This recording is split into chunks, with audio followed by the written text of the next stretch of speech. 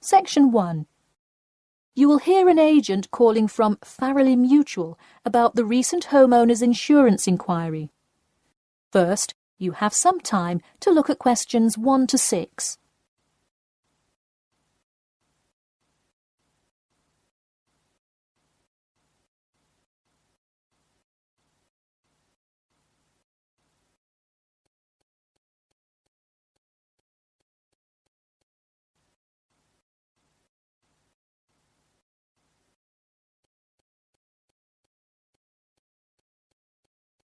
You will see that there is an example which has been done for you.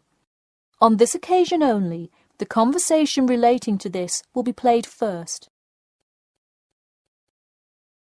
Hello? Yes, I'd like to speak with Janet Evans, please. Speaking. Hi, Miss Evans. This is Jim Rodriguez, calling from Farrelly Mutual about your recent homeowners insurance inquiry. The man says that he'd like to speak with Janet Evans. So, Janet Evans has been written in the space. Now we shall begin. You should answer the questions as you listen, because you will not hear the recording a second time. Listen carefully and answer questions 1 to 6. Hello? Yes, I'd like to speak with Janet Evans, please. Speaking. Hi, Miss Evans. This is Jim Rodriguez, calling from Farrelly Mutual about your recent homeowners insurance inquiry. Yes, hi. Thanks for returning my call. My pleasure. I understand you are potentially interested in insurance for a bungalow located a bit out of town. Could you give me the address? Sure, it's 49 Greenway Court. Greenway is one word. Thank you. All right, and would you prefer to be contacted via email or phone? Either one is fine. Maybe try emailing me first, and as an alternative, I can give you my phone number.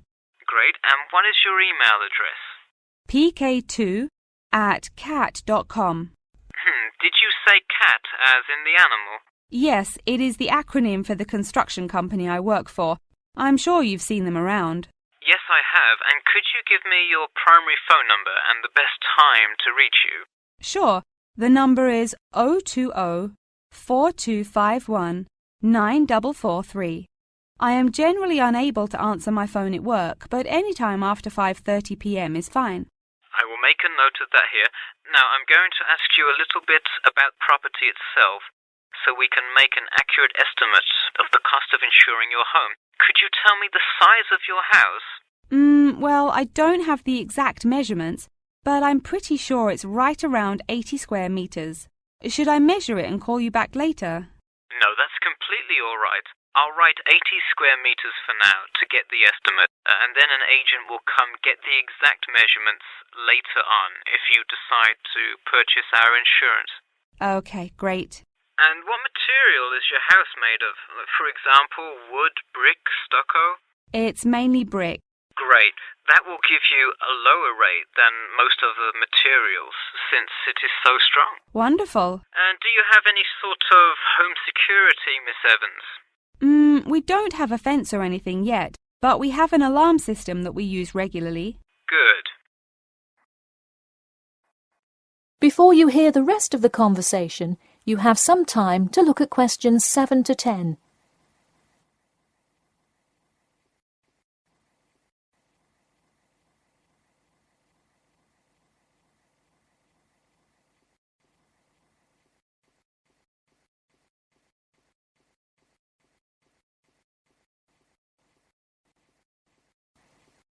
Now listen and answer questions 7 to 10. Now I'll go through a number of things we offer coverage for, and I'd like you to tell me which items you want your policy to cover. Okay. We'll start with the building itself first. Would you like us to cover incidental damage to the structure to your house? Absolutely. Splendid. And the contents inside your house? We usually cover all items with an appraised value of about £200. Would you like us to cover theft and damage beyond natural wear and tear? I will let you know that the second option here will come with a considerable increase in your rates. I think I'd just like the contents of the house to be covered against theft then. All right, and would you like any other insurance? Fire, flood, etc.? Yes, I definitely want flood coverage. It rains a lot here and the drainage system in the area is not the greatest. Okay, I am calculating your quotation now. It will just take a second. It looks like your annual insurance rate will be £148.30. Thanks, that seems somewhat reasonable. I would like to take some time to think about it. How long does it take to begin receiving coverage after signing up? It depends on the time of year. It can take anywhere from 2 to 6 weeks. I would say if you sign up by July the 1st, you could start your coverage by August the 1st. I see. Okay, thanks for your help. Should I call you back at this number when I have made my decision? Yes, please. And so that we can look up your account faster, I'll give you a reference number that you should provide when calling. Ready? Yep. It's TR278Q. Got it. Thanks. Thank you, and have a nice day.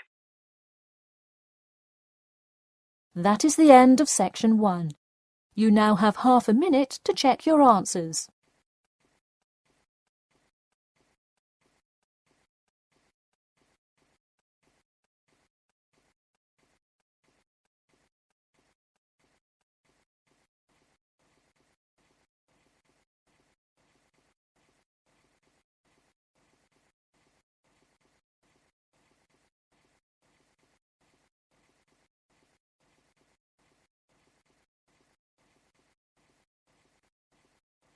Now turn to section 2.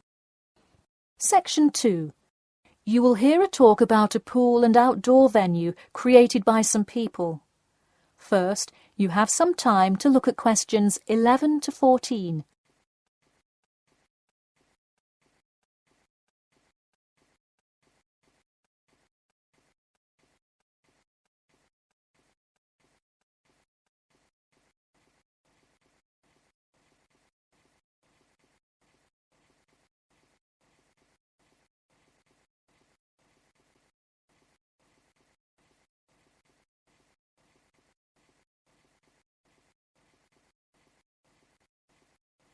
Now, listen carefully and answer questions 11 to 14.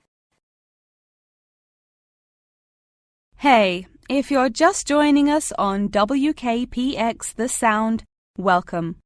We're here in the studio with Matt and Cam in the morning, and this morning we're talking about keeping the kids occupied on summer vacation. Folks, there's a new kid in town in the world of summer fun. Get ready for the Pool of the People, a pool and outdoor venue created by, that's right, the people. Scheduled to open in November, the ideas for everything from the design of the pool right down to the items sold in the snack bar have been decided upon by a sample of 1,050 members of the public. The public selected 2 top proposals from over a dozen created by renowned architect Ned Mosby, and the final design is truly something else. The pool is shaped like a fishbowl, sinking down into the ground. And there's, you guessed it, a real live fish tank in the center. It's certainly the center of attention in the Bridgewater area. Now, you are probably wondering how much an extravagance like this must cost, right? Well, have no fear. At just £15 for adults and £10 for kids, it's an affordable way to entertain the kids in those dog days of summer. The only problem now is the possibility that it will in fact become too popular. The pool is only so large, so swarms of people coming to enjoy it may cause quite a crowd in its first summer of opening. There will be an opening party for a select audience, and in line with the pool's mission, the people have decided on all the arrangements. They collectively decided on actress Rebel Wilson to host in the festivities scheduled for later this month, and even dictated the playlist by ranking their top 10 songs from a list of hundreds. There is some discrepancy, however, on the sculpture design for the foyer at the entrance. The people elected a jellyfish sculpture to greet entering visitors, but given last week's vicious attack by a box jellyfish on a local youth, coordinators fear it will bring too much fear to patrons.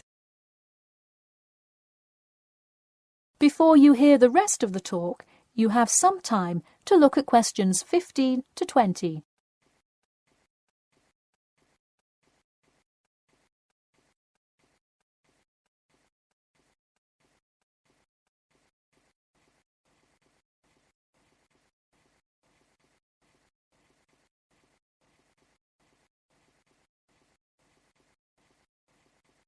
Now listen and answer questions 15 to 20.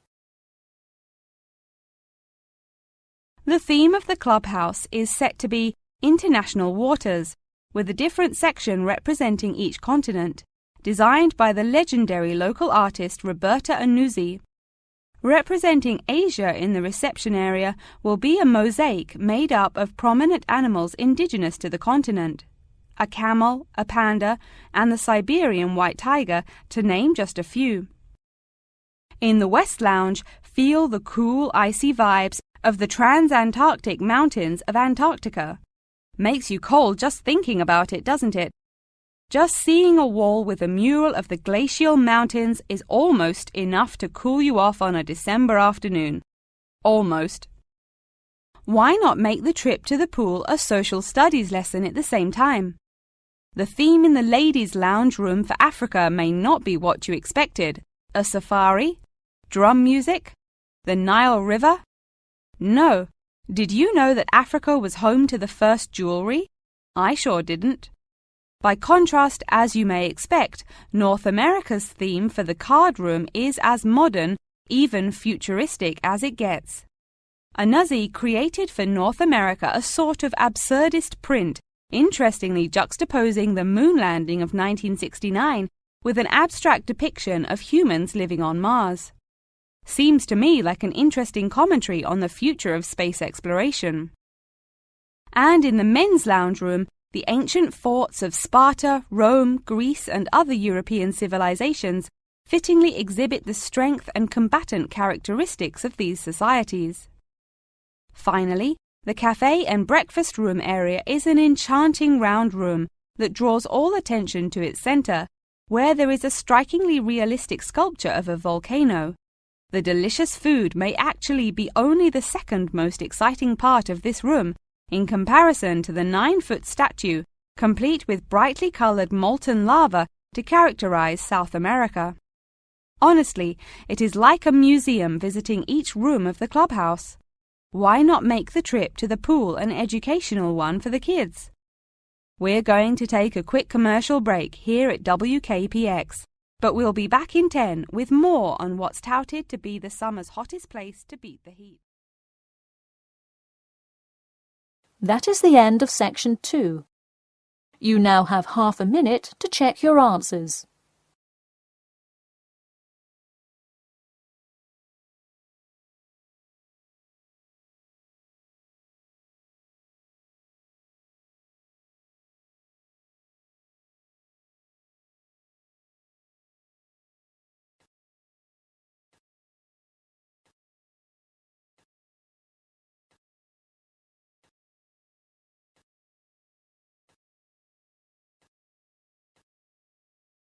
Now turn to section 3. Section 3. You will hear two students called Jimmy and Kathy talking to their tutor about the current research paper. First, you have some time to look at questions 21 to 25.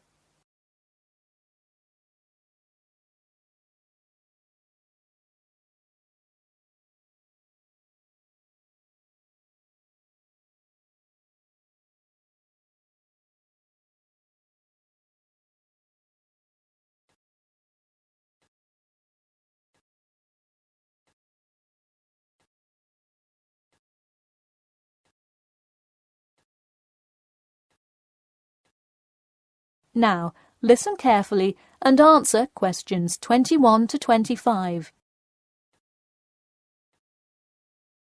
Before we start, Jimmy and Kathy, thanks for coming in today to talk about your current research paper. Well, I will also give you some suggestions for your future presentation later. That's great.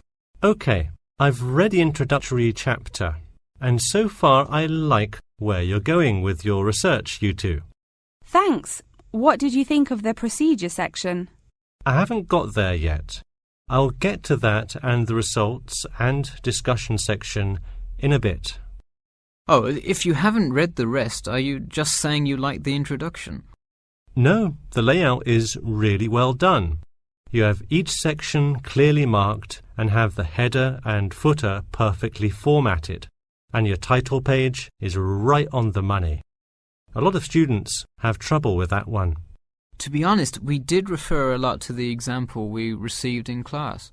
That's good to do for spacing and layout, as long as you're not also copying the information. The background information is a little sparse, though. You may want to add to it. You think so? I was more worried about whether I had enough data. You definitely need more background information. I would think about finding some more online articles or doing more research in the campus library. That's a good idea. We can go tomorrow. I find it too tough finding the subject matter in the online journal database.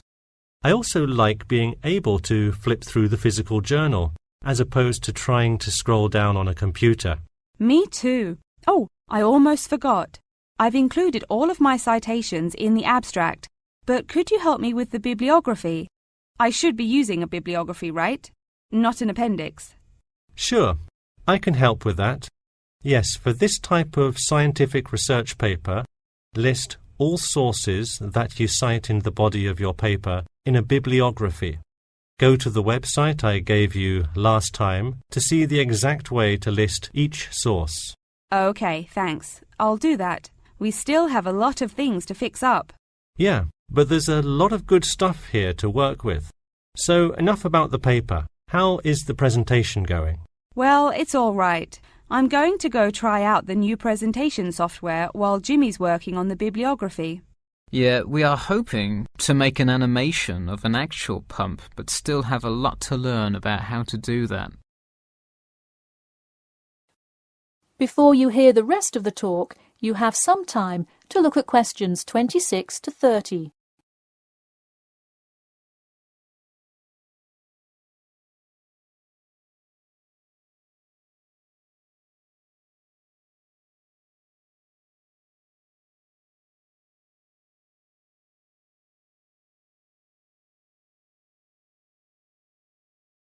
Now, listen carefully and answer questions 26 to 30. Who would have thought before we started this project that we would be able to recreate the motion of a pump?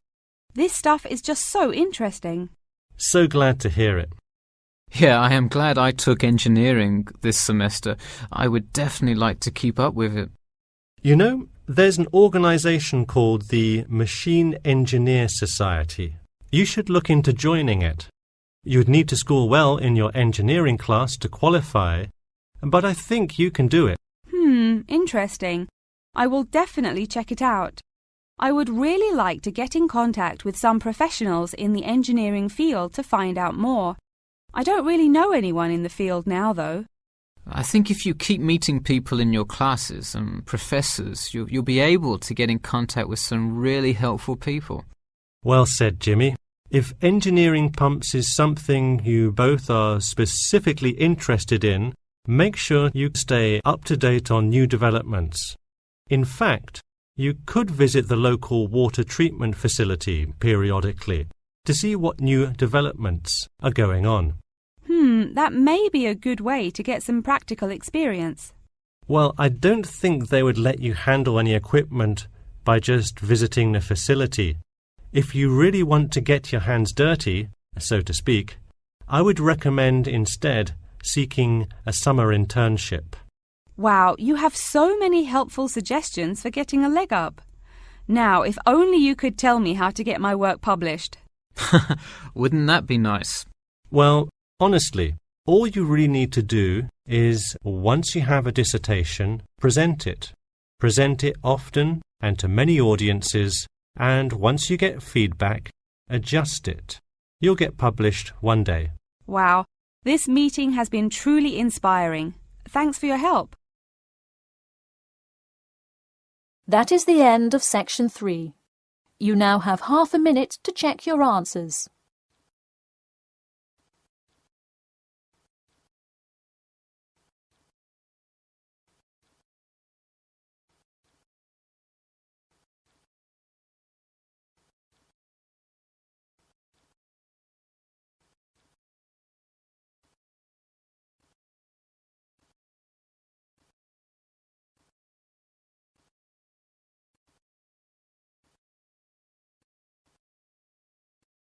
Now turn to Section 4.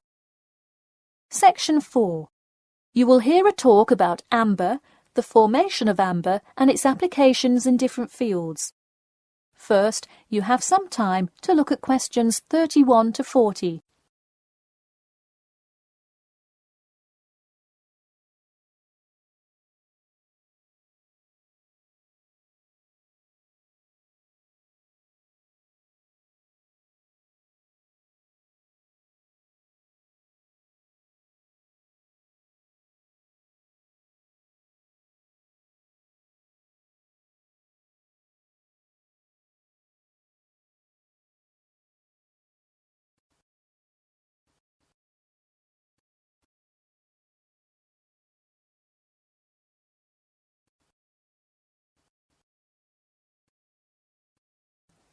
Now, listen carefully and answer questions 31 to 40. Tonight I'm going to present an overview of the research on amber. Okay, I'll start by giving a brief introduction about amber, then talk about the formation of amber, and then describe amber's applications in different fields. First of all, what is amber? Amber is not a stone, but is ancient fossilized tree resin, which is the semi-solid amorphous organic substance secreted in pockets and canals through epithelial cells of the plant. And why is resin produced?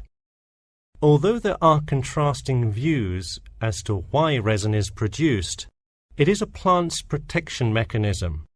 The resin may be produced to protect the tree from disease and injury inflicted by insects and fungi. Amber occurs in a range of different colors.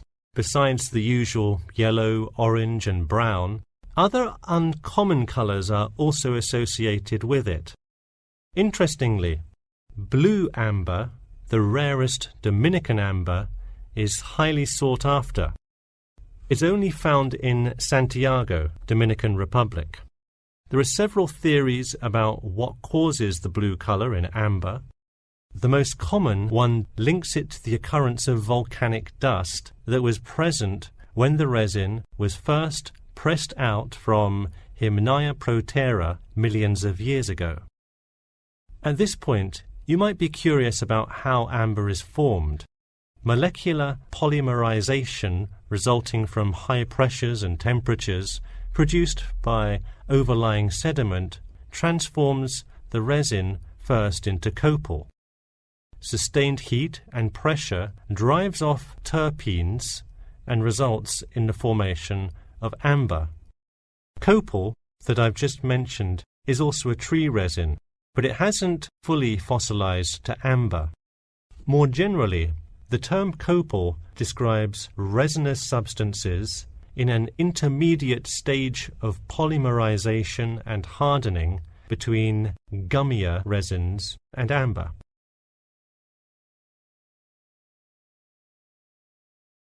So where can we find amber? It can be found on seashores. The main producer worldwide is Russia.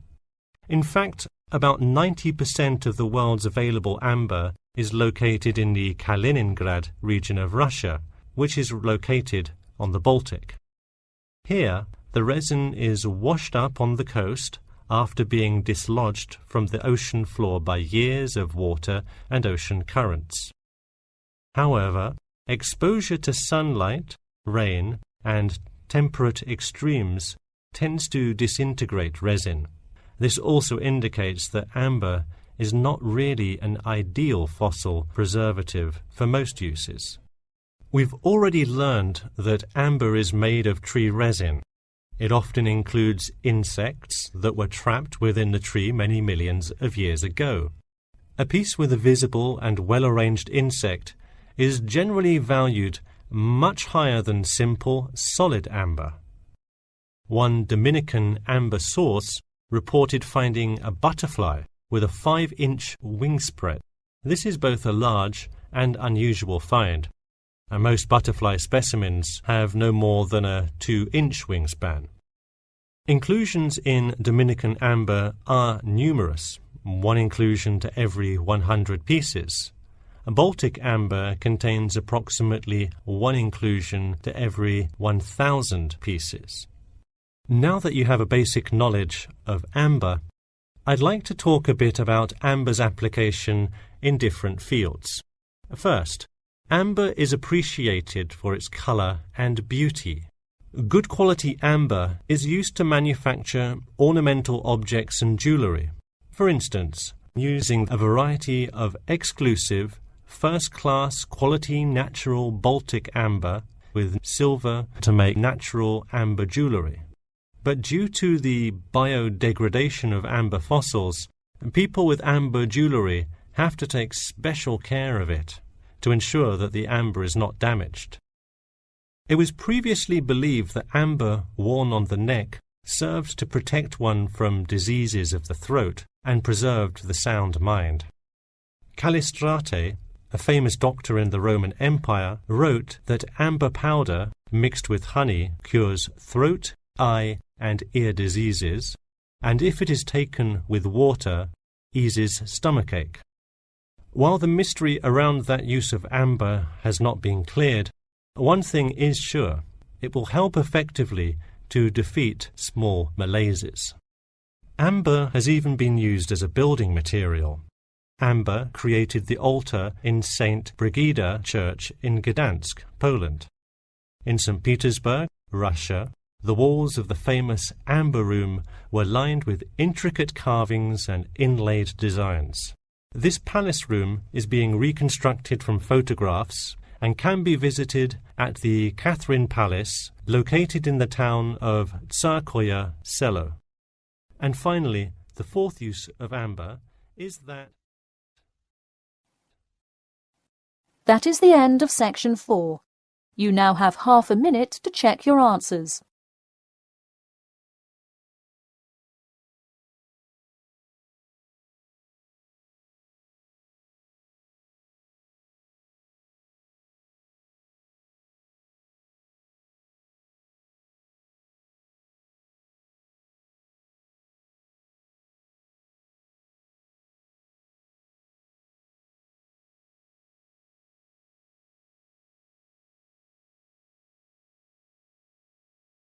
That is the end of the listening test.